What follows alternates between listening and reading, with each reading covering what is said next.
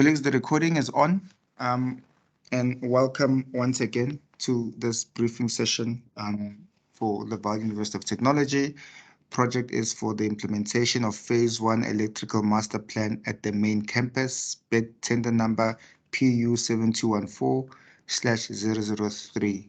Tender for the implementation of Phase 1 Electrical Master Plan at the main campus for the Vaal University of Technology.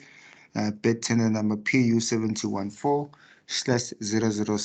Colleagues, if you're not here for this bid, of course, you're welcome to stay. But just note that this specific session is specific for this tender process. My name is Tepo Mampur. I am a contracts manager at Pelco SA and will be facilitating this process on behalf of VUT. I am joined by my colleagues from the university itself, and Tate Moses Mlilwana is on the session as well. And Tate Mlilwana, I don't know if there's anybody else from the university or anybody else you'd like to introduce before we commence with the session. Okay, thank you, Tate Tsepo, and good afternoon, everyone. I would like to introduce Mr. Thabo Baloyi. He's our external service provider, being the consultant, as a lead consultant to this project. I hope he's also invite was extended to him as well. Thank you. All right. Thank you, Tate Mlilwana. Colleagues, so I will proceed in this fashion that I'll go through the contract data in terms of timelines, in terms of some of the requirements from a submission perspective and so forth. Then I think that Mlilwana and the team will take us to the scope of work in terms of the deliverables of the project. And then at the end, we'll also have a Q&A session where you can ask any questions to do with the project. Colleagues, on screen, I'm presenting the official bid document that we're going to go through. We're not going to go through each page of this bid document. We're just going to touch on some of the key aspects related to this tender. But of course, it does not make any page less important. Please, the onus is on you as the bidder to go and read and understand each page of the bid and obviously ask any clarity points that you may have. Colleagues, the front page is where you'll complete just your bid information or your company information in terms of registered company name, registration number, CIDB grading, B level, etc., contact person you'd include in this page. The last line there is a price offer inclusive of VAT. Included with this bid is a BOQ that you need to complete. It is in PDF, and colleagues, we will unfortunately unable to give you in Excel for various reasons. We don't want bidders tampering with that document, and then obviously we could trust that you won't, but I think history has shown that maybe we're just going to side on the side of caution in that regard. So you should have, if you've purchased the bid document or still going to purchase the bid document, you'll receive the final bid document, you'll receive the BOQ, and you'll receive a list of other documents related to the tender that you should also get access to. With regards to the BOQ, there must be correlation between the BOQ and the final price offer here. So the price offer here is what's going to be used for evaluation, but of course we'll do our due diligence to check the pricing. But please, colleagues, just ensure that all your numbers are accurate and they're linking up to the final price offer. That obviously will be for the project value for VUT's account. The next page is just the contents page. Just covers the aspects that are all included in this document: scope of work, price data, the contract data, site information, etc. So that's covered there. Page 3 is the tender notice and invitation. It's just covering again what I've already indicated in terms of a timeline perspective. One, of course, we are currently in a briefing session right now for the specific tender. It started at 12, due to finish at 1. It is a compulsory session, colleagues. To verify or to confirm your attendance of the session, the request is that in the meeting box of MS Teams, please include your company details there. That's the company name, the email address, the key contact person, and the telephone number and email. Colleagues, that's how we're going to verify that you've attended this session. You need to input that into the meeting box in this session. to confirm that indeed you have attended the session. Failure to do so, colleagues, obviously we enter in situations where it's a tit for tat, whether you've been there or not, and we want to avoid all of those things. So the request is that please ensure that you input your details in that meeting box. You'll see part of the split document is also a certificate confirming your attendance. You'll complete that over and above us confirming from our side that you've attended this session. So this briefing session is right now, and the date and time is included there. The link to attend is also included there. This contract or tender, colleagues, is only for bidders that have a CIDB contractor grading 6 EPPE or higher. 6 EPPE or higher is the minimum in order for you to be considered for this tender. And that went out in terms of the advert. In terms of access to the bid documents, it is still obtainable after this briefing session. It will be available until the closing time and date at a fee of 1150. Payment of that fee is done online using the POCOSA website. So what you'll do is that when you go onto our tender page, you will see various tenders being facilitated on that page. You need to select a specific tender that you want to purchase the bid document. Case in point, for this specific tender, you'll click on that tender. It'll take you to a payment page. On that payment page, you'll see, I think when you scroll down, there's a Pay Now button. That payment portal is facilitated by PayFast, which is our preferred payment mechanism, online payment mechanism service provider. What will happen is it will take you to the PayFast page. It will require you to select a specific bank that you use. And then it will also require you to log in into your personal bank. And so that you can facilitate the payment and obviously release it in terms of the banking rules. Colleagues, it's just an interface. By no means is your banking data now captured on our website, and our website info captured on your banking data. Is just to facilitate the payment of the whole process relative to the bid fee.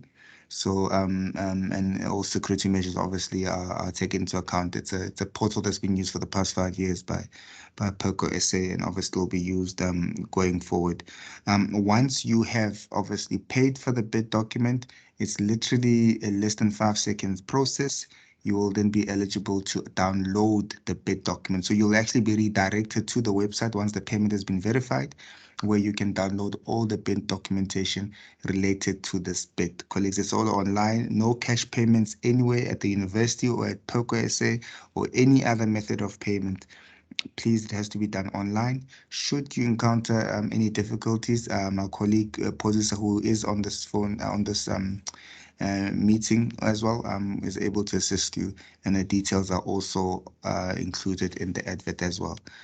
The tender closing date and time for this bid is the 21st of June 2022 at 23:59 respectively. Colleagues, it's an electronic submission via the POCO portal.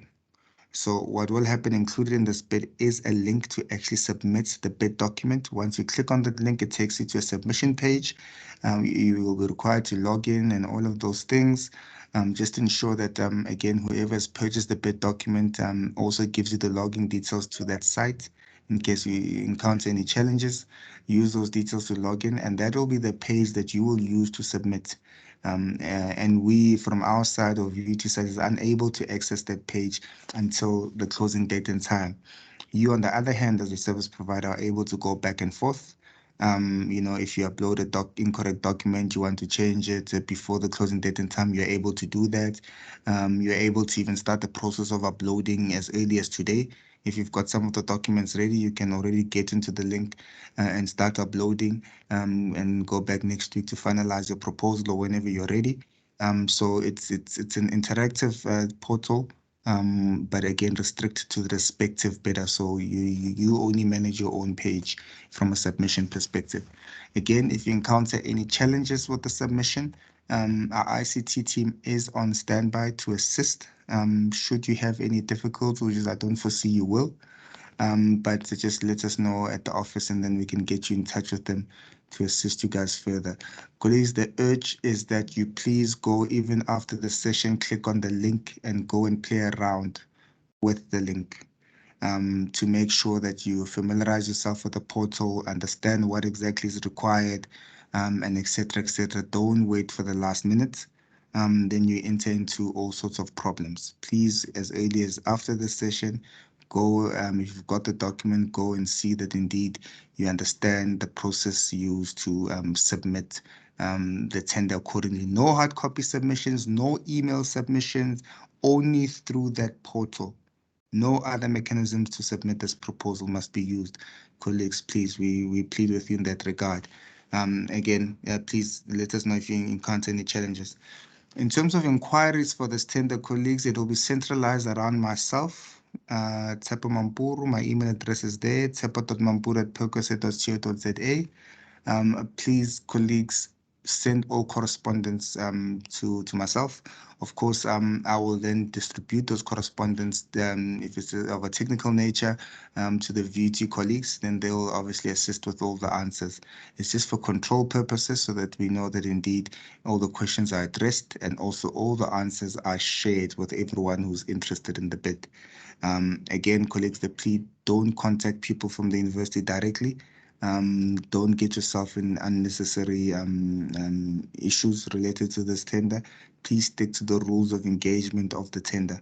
If there's issues that you want clarity on, please direct it to myself. I will then share it with the university directly, and they'll give a response in that regard. Colleagues, in terms of, again, just to go back to the submission date and time, please note that after that date and time, that link will no longer be able to be used. You'll not be able to access that link anymore. So please ensure you give yourself enough time again to submit that link. Then again, also just to remind you to include your company details in the meeting box on this platform, the message box there on the top section of this meeting portal. Include your company name, contact person, email address, and so forth. That is the mechanism that's going to be used to verify your attendance of this session. It is a compulsory information session, colleagues. Validity period of the tender is 90 days from date of closure, and so forth. And then as we move along, these are just standard clauses from a VT perspective that you'd find in each of the attenders.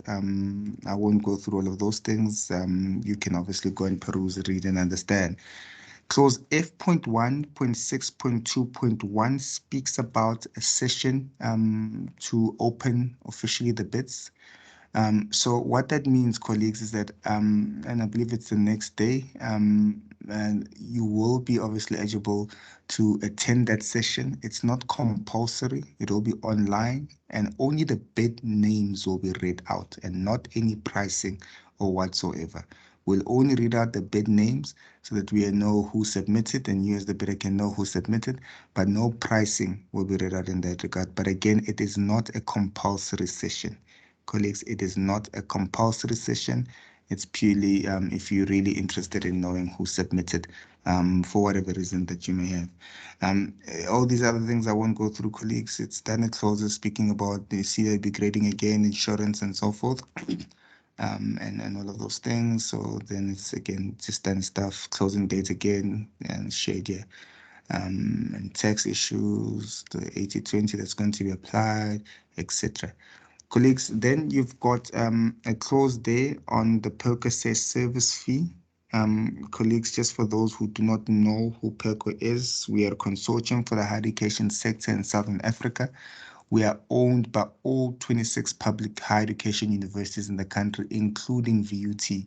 So they were part of the organizations that actually started the consortium back in 1978 for the full purpose of obviously assisting on procurement related matters for whatever reason, be it capacity issues related to the procurement functions, be political reasons, be the issue of obviously we come in as a third party to have an overview of the process, and so forth. It's the purely why the organization was formed, and obviously in that regard, then we come in to assist where applicable. I'm sure you have seen that this is not the only tender that we're running from VUT. There are several ones that we are running. This again is a decision from a management committee level, coupled with the executive management decision from our side. So the 2% service fee is part of the PERCO SA model. Provision must be made for this in your pricing. You won't find a separate item line to deal with the PERCO SA service fee, and that is just a decision taken. You as a business need to make provision for that in your pricing. I don't know in whatever mechanisms you're going to do it.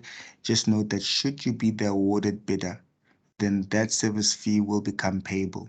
So the pricing that you submit, so all the bidders submit pricing, a 2% service fee will be payable by the service provider. So every month our finance, in terms of the payment plan agreed, you'll get an invoice of 2% to the total value of the invoice that you submit to VUT. So please make provision for that. Do not forget, because discussions around that the 2% service fee has not been made, provision was not made for that will not be entertained. When we come to SLA discussions, should you be the awarded bidder, you must just note that it's part and parcel of the conditions of the tender and must indeed be adhered to. Colleagues, then you go on to page 9. Tata Mlelane, I don't know if at this point you'd want to take the team or the colleagues through the functionality and the mandatory requirements, or how do you propose we move? So far you're doing it. I'll appreciate if you can continue. Maybe we'll get into the technical part when it comes to the scope of work, and our lead consultant is also available. Will also make their inputs as well. Yeah, you Alright. can carry on with the functionality part of it. Thank you again. No problem. Tata Leseja, if you can switch off your video camera, if you can. I think it's frozen. And Tata Leseja, Murakaladi. If you can just switch off your video. Okay, so colleagues, we will follow a process of obviously the evaluation of the actual tender. I mean, I've already touched on the payment of the tender document. That's the one part. The second part that I've touched on that this session is a compulsory information session. To confirm attendance of the session, you would need to include your details in the meeting box, in the message box, MS Teams in this platform. Please ensure you include your details in there. That is what we're going to use to confirm attendance of the session, colleagues. Then from there, when the tender closes, I've already alluded to the opening session of the tenders, which is not compulsory, but then we'll go into the evaluation of the tender. So I'm going to just break from the flow of the document and start at T.2.2, which is the list of compulsory returnable schedules. Colleagues, it's a whole list here. These are non-negotiables. They need to be submitted accordingly. Record of addenda to tender documents. This is where it is issued. In the case where after the session we issue an addendum, would require that you obviously submit that part. Again, only if applicable. Compulsory enterprise questionnaire must be fully completed as part of this document. Proof of authorization of signatory must be fully completed. Otherwise, the tender will not be considered part of this document. Schedule of proposed subcontractors. Compulsory briefing meeting. Bidders would be required to confirm attendance via the chat box on Microsoft Teams at the briefing session. Again, you're reminded of this. Additional particulars concerning tenders. Again, you must put there if applicable. Preference schedule, broad-based Black economic empowerment status, complete copy of business entity registration, submission of CIPC registration, please submit. Submit valid certificate of good standing with Workmen Compensation Commission at the time of submission of the bid. So expired quota certificates will not be considered, colleagues. Please, this is and I think it's a labor-related issue. You need to be compliant with the Department of Labor from a quota perspective. So please sort that aspect out. CSD, that's the Essential Supplier Database Registration Report, not older than 3 months. I believe you've got access to download that at any time. Again, guys, the issues of dates, we don't want to get into issues in terms of, it's 6 months old or 4 months old, it's just a month. Just comply with what you require. We're saying not older than 3 months. So find a report that's not older than 3 months. And ideally, that's from the date of closure of the tender. Colleagues, CIDB registration printouts. CIDB registration. Okay, so CIDB registration, I did allude to that, the CIDB grading required in this tender. And then SPD 2 to 9 is all documents again, valid tax clearance certificate or tax compliance status PIN that must be issued by SARS, must be submitted. Complete the declaration of interest, SBD 4, declaration of business past ACM practices, SBD 8, and duly completed and signed certificate of independent determination, SBD 9, which again speaks about collision, so you need to complete that. So these elements, colleagues, are mandated or compulsory. Failure to submit any of these or comply to any of these aspects will lead to your bid not being considered. So please read them, understand them. If you're not sure, ask us. We can obviously further elaborate. Again, colleagues, obviously you've got your various legal departments must also vet this document if need be. But from where I'm sitting, I think it's straightforward issues that I think from a business perspective, you should have them in play. So please take note of that. Then there's the list of returnable documents that's got to do with the functionality. Now, this is the project deliverable aspect of it. So there is this list, but what I would like is actually to go straight to that table of functionality so that we can, yep. Yeah, maybe if I can come in on the returnables, compulsory returnable schedules. Maybe if you can explain the issue of joint ventures as well. Emphasize that it also applicable to those compulsory returnables as well. And most importantly, is the lead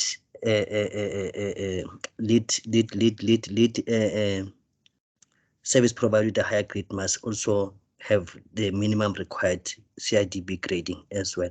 And the two gradings will be combined and they'll have a new grading, but it should exceed the minimum requirement. Thank you. Thank you, Tatumlan. Very important aspect. Yes, colleagues, fully support what Mr. Tatumlan has just shared also.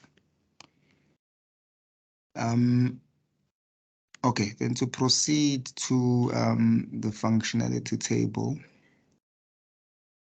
Because the functionality table is a point scoring system, and a minimum threshold needs to be obtained in order to proceed to the next stage of tender as per VUT policy. So also bear in mind as tender will be facilitated as per VUT policy.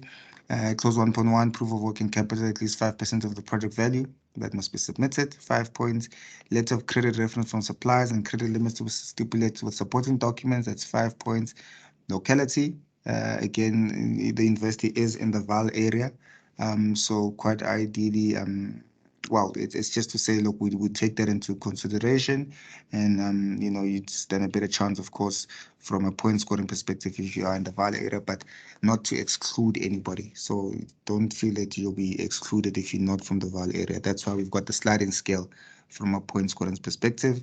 Annual audited financial statements, again, not older than 2020. Colleagues, take note of the timelines. Schedule of similar, this is point 3, experience and resource capacity. Similar values not less than 80% of total bid price. Similar natures for heavy duty, electrical and related work. Schedule of similar value and completed project in the last 5 years. Colleagues, we're looking for a minimum 5 projects of similar value and nature.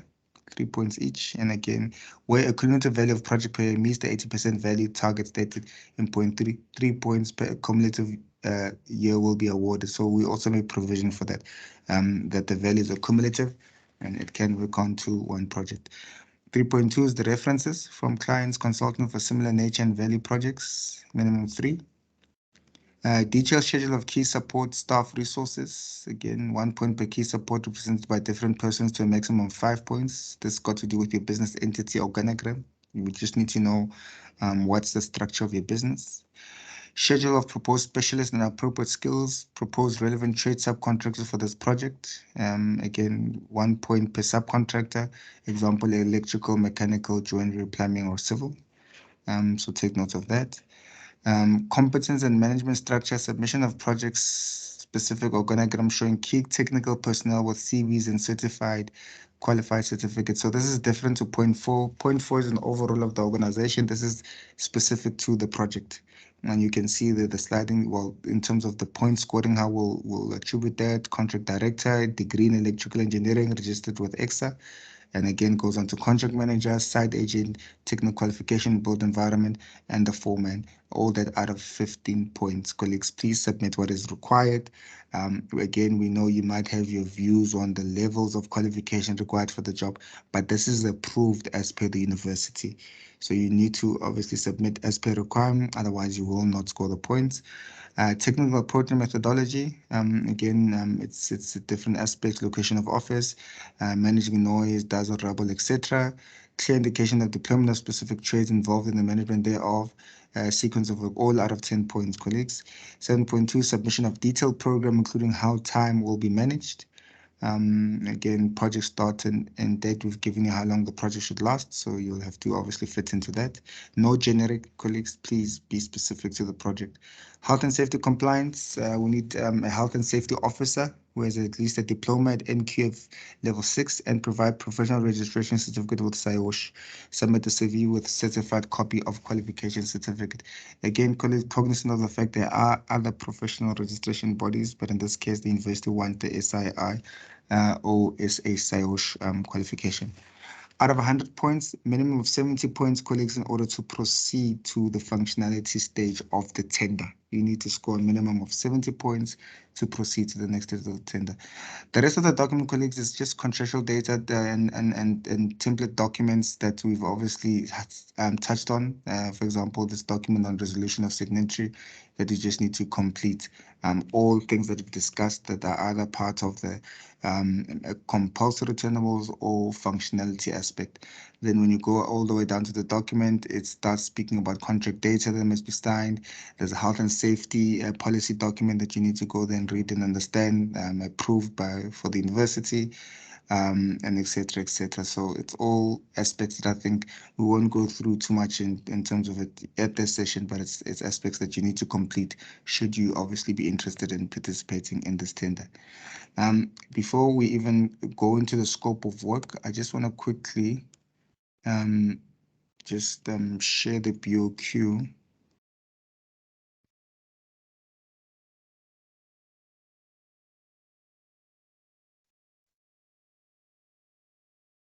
So the BOQ, colleagues, is also part of this submission. So you will see that again, very comprehensive, touches on all aspects of the project. Please adhere to this BOQ, colleagues. And again, I know there have been various requests that can we get this in Excel, and the answer is no.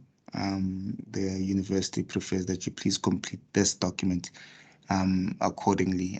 Again, it's just the legacy of some of these projects where you find at the end that the quantities have been changed and all of those things, and then we're getting into an issue of legality.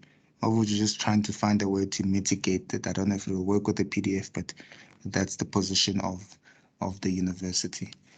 I think I can hand over to you and the team to just briefly talk about the project. I don't know what you had in mind to share. Okay. I'll quickly ask any representative or someone from Motla Consulting Engineers, but I think Mr. Thabo Baloyi is also part of this meeting and can take us through the scope of work. Thank you. Dr. Thabo? Yes, okay. Dr. Thabo, before you proceed, colleagues, just hold on your hands. We will have a Q&A right at the end. Thank you, Dr. Baloyi. Continue. All right. Good day, everyone. I will take you through the scope of work, but then I'm not going to be in detail because everything is detailed in the tender document. Preferably, I think for you to grasp what needs to be done, I think if I do a more of a pictorial presentation, it will save you rather than also understand the gist of what we need, what we want to achieve with this tender. Basically, this project was initiated when the university wanted to expand their infrastructure, and we basically realized that they will be exceeding their maximum demand, and basically gone through. Sorry, Dr. Baloyi, sorry to interject. I think someone's mic is on. Dr. Tsebo, check if your mic is muted, please, and everyone, so that you don't have the feedback. Thank you. I could also hear that. Thanks, Dr. Milan. All right. So basically, this project, it started when the university wanted to expand in terms of, building additional residents and other buildings. and we basically did a comprehensive, audit of what is required in terms of a master plan report. And what we did basically was we realized that they will exceed their maximum demand firstly, and then we did an application with Mfuleni local municipality, which we basically upgrading to a 10 MVA. If you go through the scope of work, we basically see the load points in terms geographically, and you also see, in terms of how much it will be added over and above, what the university is consuming at the moment.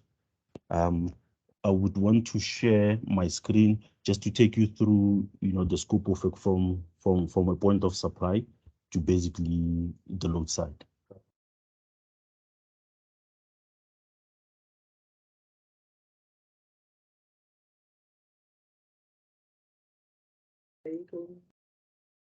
To begin with, I will start with the existing Mfuleni Vesco substation. That's basically where the university is currently fed from. It's basically fed from a single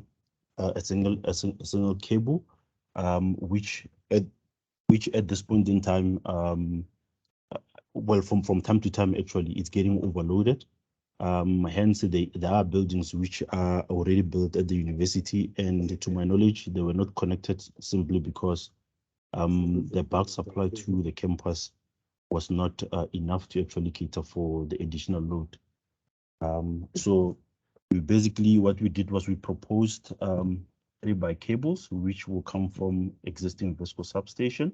If you look at this diagram here, this portion here at the bottom is basically the existing Vesco substation, and this section here is basically the new section, which includes the municipality load as well. So you will see here, it's basically all the TAMCO switch gears, which are recommended by the municipality.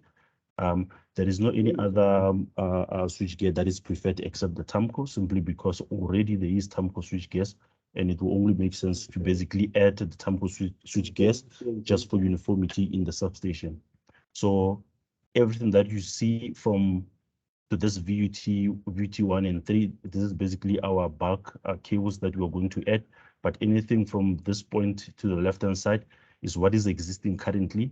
And to my knowledge, this section is not yet energized, but the intention is to basically switch over all this load that you see at the bottom here into this new room here, simply because this part here is very old, and the switch gears that are in this section here, they are old and they're failing most of the time. So they want to switch over. It's more like a contingency. It's more like a sequence in terms of swinging over, their existing feeders to this new building. But our scope here is basically these 3 feeders. We'll be putting in these 3 feeders from this substation, which will be basically the 185 3-core copper XLPE cables from this substation, and they will be running basically, this is a geographical representation of it might be small. I'll try to zoom in.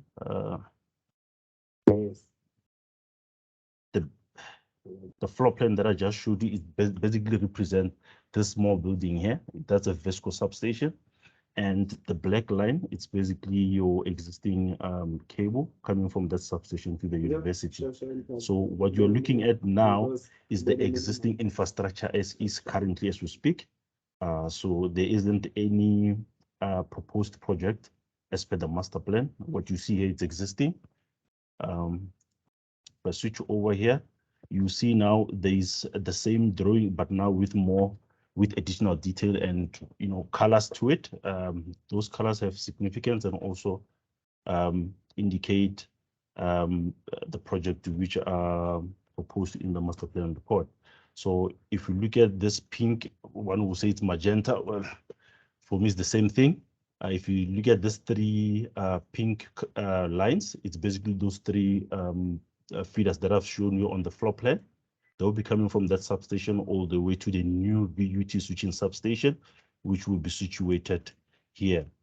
If you notice the university, this building will be situated on the left-hand side of the entrance, of the main entrance. So this is basically your main entrance of the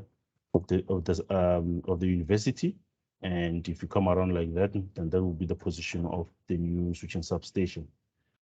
And basically the other pink lines also shows you the, as you can see it from here, it's the proposed infrastructure, but I will indicate, I will explain in detail when we're looking at the single line diagram. We'll see it more nicely, but then if you want to see geographical, this will be your drawing to basically look at how everything will be connected geographically. The same representation, but obviously in different approach. This is the single line diagram. You see there is the existing VESCO substation on top, and those three cables that are just discussed with the bulk supply cables.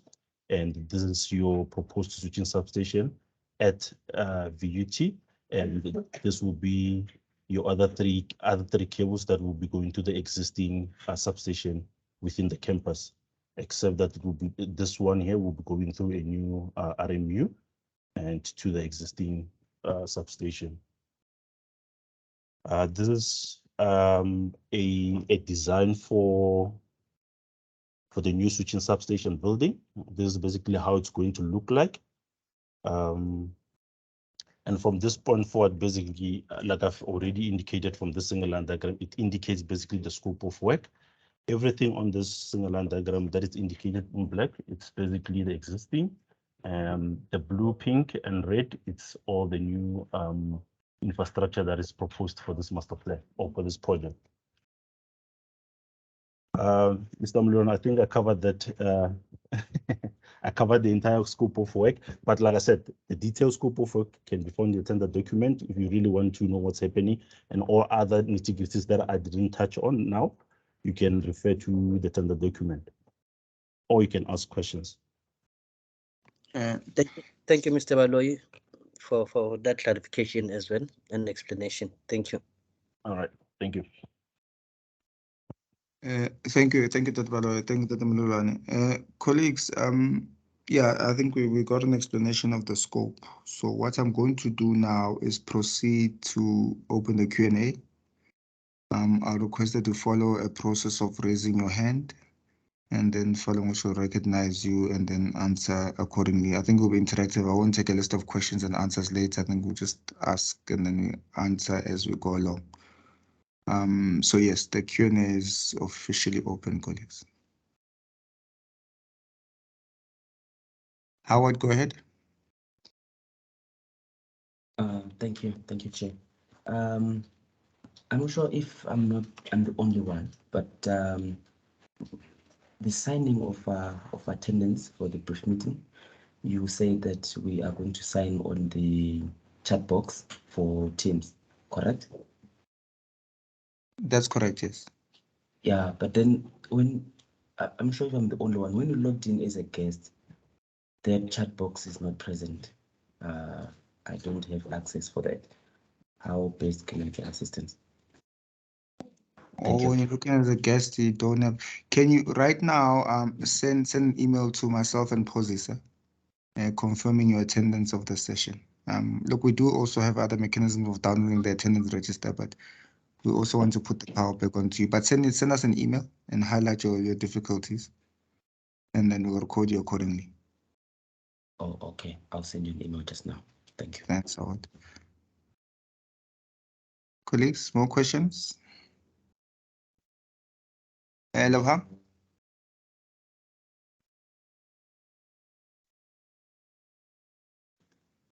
Levhan, go ahead. You on mute.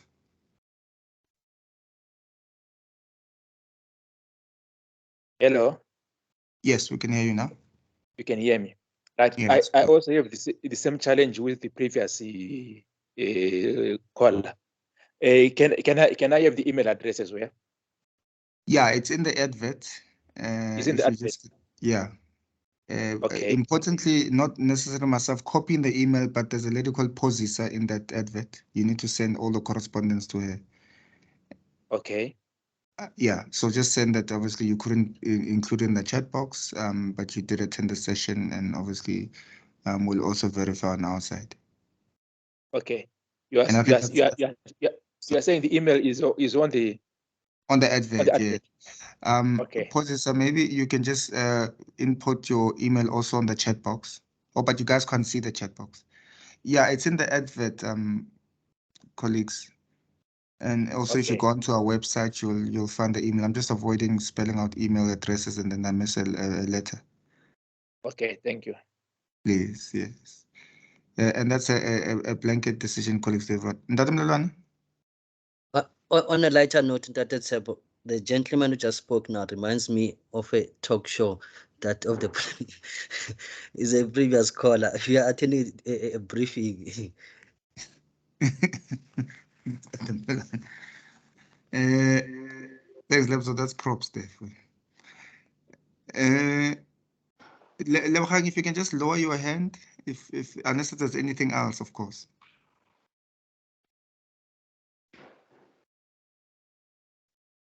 Lebogang? Oh, yeah, thank you. Colleagues, a second round of questions. I'm looking around for hands. Again, to remind you to input your details in the chat box. Ndata Skosana, if you can just mute your mic and close your video, please. Ndata Sam Skosana, I think you just joined us now. Yeah. I'm struggling. I don't know this was in. I'm trying to. Oh, yeah. Thank you. And just mute the mic. Yeah. Colleagues, please input your details on the chat box. Again, if you're having challenges, like I said, just send us an email if you came in as a guest so that we can verify your attendance of the session accordingly. Then again, while we're waiting for questions, just also colleagues, what I've been asked also to share at this briefing session is to also to the colleagues, yes, all the legislative compliance and all of those things have to be followed and so forth with regards to your actual submission. The element of subcontracting, joint venture, partnership, and so forth, all those are permissible. It's just to say, be cognizant of the fact that VUT, of course, is in the VAL area. It is in the VAL area. And of course, those things, of course, I don't want to run your business for you, but it's just take note that obviously, you know, those elements of locality around VAL come into play, especially when the project is being implemented. So in a sense, do your homework in terms of how you're going to manage those aspects, whether, you know, you're comfortable to go in and you'll manage those things later, or right now you want to see how you can obviously infuse the community of VAL and surrounding areas into your proposal. I don't know how you'll manage that. The university has no position on, if I can say, community protocol at this moment. There's no position on that. So, but they just said, please be cognizant of the fact that VUT is in VAL. And we all know the history of some projects being stopped or delayed or even cancelled because of these aspects. Then colleagues, and then last round of questions again. That's last bites on questions before I'm going to start the process of closing the session. The tender document is still available on the Percursor website, colleagues, as per the advert. All the documents that Tatabola was presenting are also available on our site. What we're going to do, like with other bits that we're doing for VUT, we're going to make available the actual evaluation criteria. The actual evaluation criteria so that you're able to go see if you are compliant and so forth. There's been a request that before they spend money on the document, they'd like to see those issues. So that's fine. I think by the close of business today, you'll get access to that on our website and that you can see that indeed you fit the scope of work for this project. I'm not seeing any hands. And Tata Mlelwane, any last comments from your side? Nothing that is at the moment. Thank you again. And Tata Baloy? Nothing from my side, except if there's a question for me. Okay. Colleagues, from our side, it's just to thank you for attending this session, to wish you the best of luck in obviously this project. I've been sharing in the other sessions that I've been sitting with and even outside of VUTs that I get disappointed when colleagues don't make it to at least the price and triple B stage of the tender. I think all the compliance issues, you'll know upfront whether you complied. if you buy the bid and spend that money on the bid, at least you'll be in a position to compete for the tender, and the competition starts in the price and triple BE. So please take your time in submitting in preparing your bid response. Take due diligence, make sure you don't miss a document, don't take anything for granted. If you've worked with VUT before and you don't fall into the trap of assuming that they do know me and I am a level 1, no, every tender is treated in isolation. So I beg of you to please at least take due care in submitting that proposal online via the Percosur website. And I do hope that we can see proposals from each of you on the day of the closure. With that being said, colleagues, again, to thank you one more time, and I hope you enjoy the rest of your day.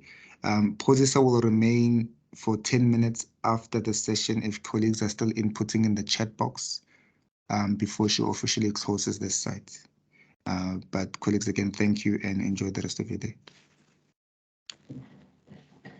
Thank you, everyone.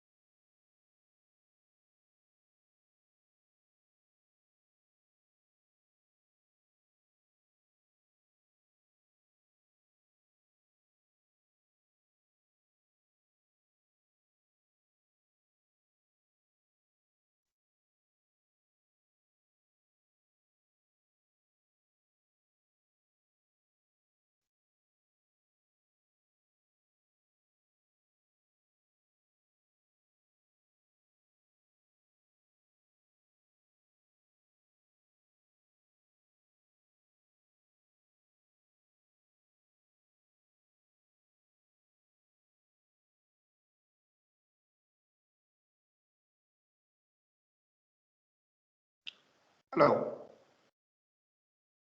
Hello.